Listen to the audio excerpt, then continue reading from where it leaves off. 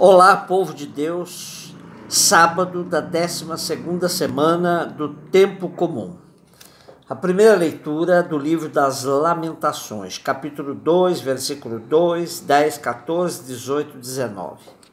O ano 586 a.C. Tudo desandou. Exílio é tempo de chorar, é tempo de lamentar o acontecido.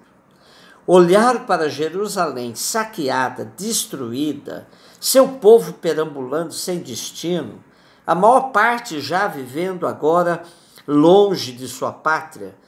Imagine um país que sofreu um grande terremoto ou que passou por uma grande guerra. Lamentações já foi atribuído a Jeremias, mas hoje é consenso, por várias incongruências com o pensamento do profeta, que a autoria destes cantos fúnebres, 5 capítulos, nada tem a ver com o profeta. O livro das Lamentações consta então de 5 lamentações, 5 cantos fúnebres autônomos, que correspondem então a 5 capítulos.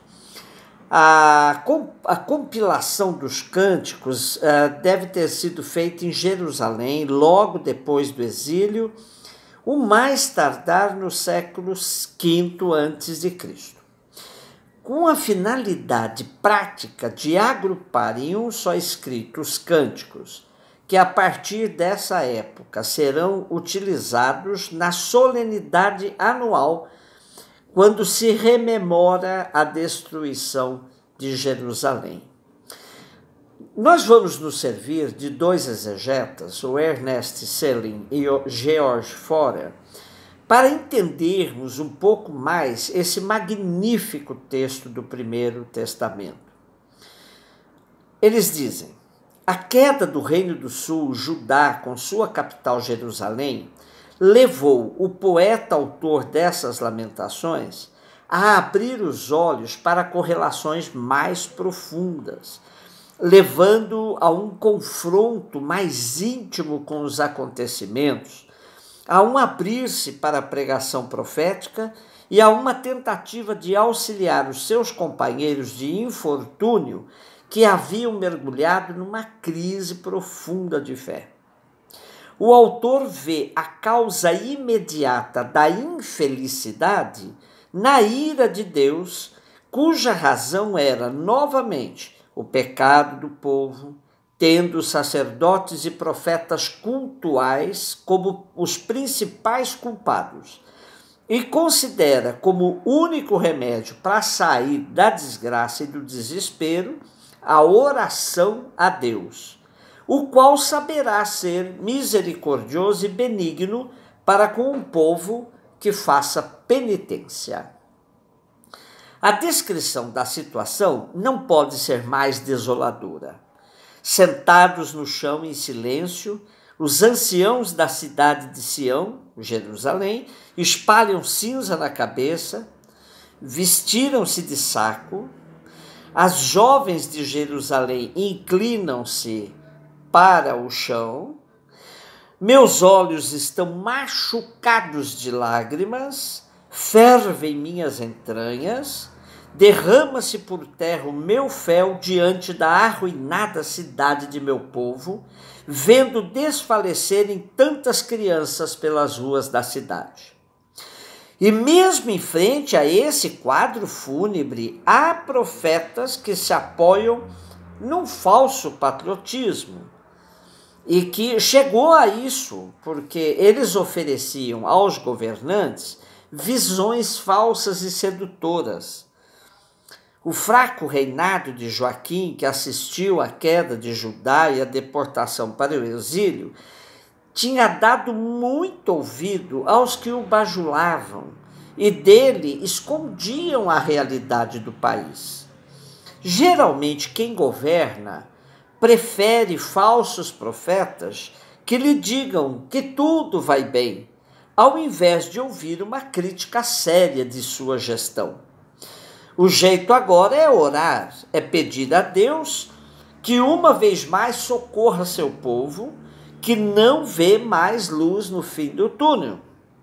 Nesta perspectiva, o nosso texto de hoje termina assim: Levanta-te, chora na calada da noite, no início das vigílias, derrama o teu coração como água diante do Senhor, ergue as mãos para Ele pela vida dos teus pequeninos que desfalecem de fome em todas as encruzilhadas.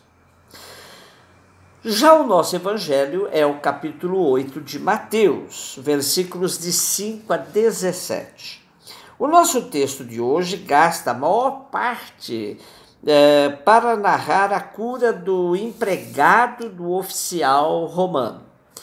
E depois apresenta a cura da sogra de Pedro e, por fim, nos mostra Jesus libertando pessoas do poder do demônio, curando muitos doentes.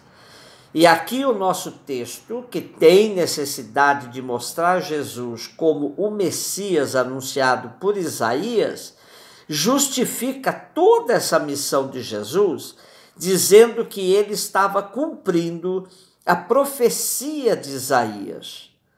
Ele tomou as nossas dores e carregou nossas enfermidades.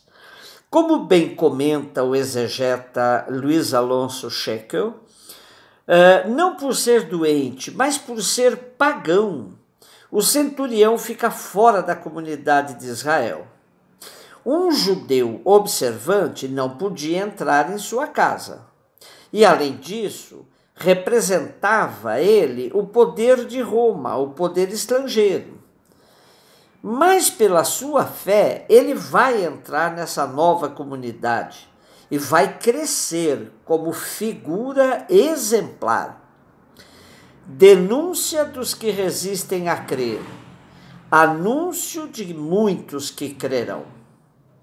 Percebe-se a polêmica da comunidade cristã frente ao judaísmo oficial.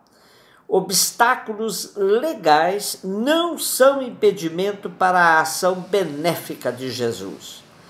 O centurião expõe com simplicidade a gravidade da situação. Jesus o entende como um pedido discreto e se oferece para intervir pessoalmente. Mas o centurião entende o poder de Jesus em termos militares, típicos da sua própria experiência, da sua experiência bem pessoal.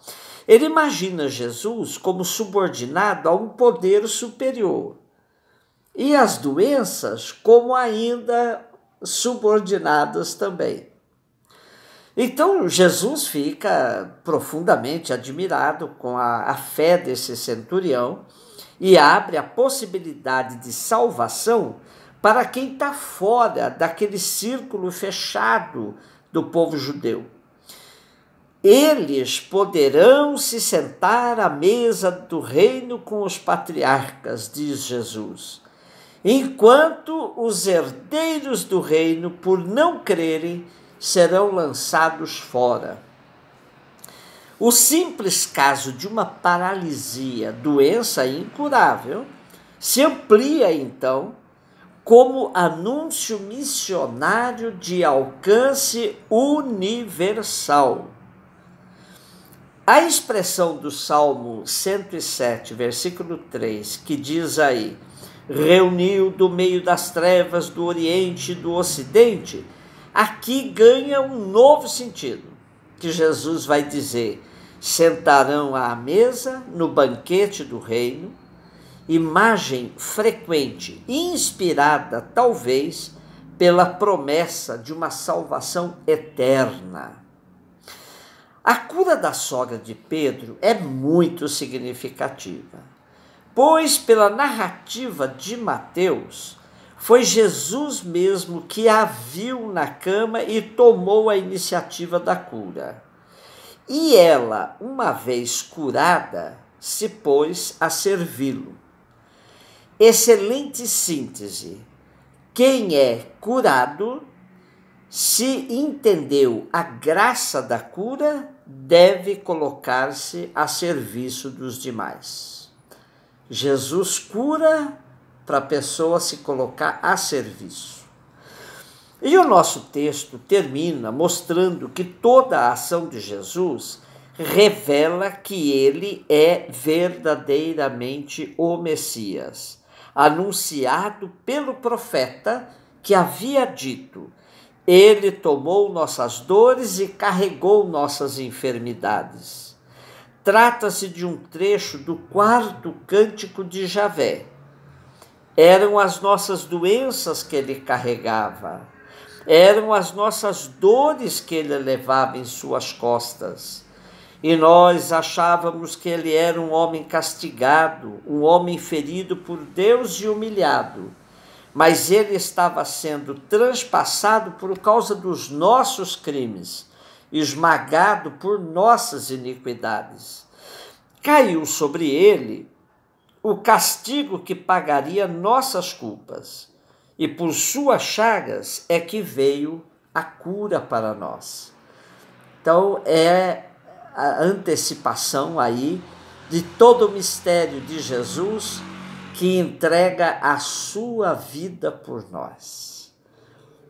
Também convidando-nos a doar-nos a nossa vida, sobretudo aos nossos irmãos mais debilitados. Um beijo no seu coração.